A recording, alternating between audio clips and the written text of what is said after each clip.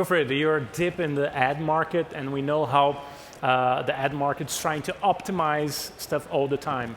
And when you go to building your personal brand or telling a story, storytelling in general, if you try to optimize too much, maybe you kill the originality or something like that. Yeah.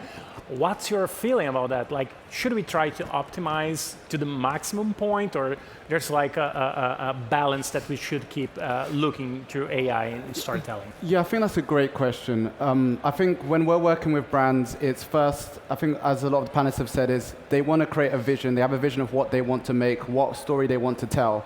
And I think then I go to the layer of how can the AI we have created or other AIs help people do that, right?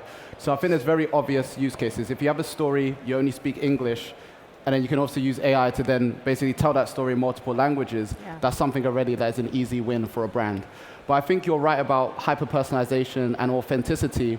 It is a balancing act, right? Because we have the ability to hyper-personalize a lot of information now. Like, I can make an ad that will basically be in Arabic based on a certain profile of user, etc. So I think you're right in terms of there are concerns there. But I think it's really important for those brands to actually create messages that resonate with people. And I think that is what the AI is actually helping people do. So I think that's the where we see it really having a really powerful effect. In terms of where the limit lies, and I think that's a great question, I think there is a danger when you're using a lot of personalized information. So for us, we avoid that. We actually are using more contextual information, and actually that's enough, especially with the data models we have in today's age. You don't actually need to know someone's personal phone ID. You don't need to know someone's email address. You just need to know the context of that user.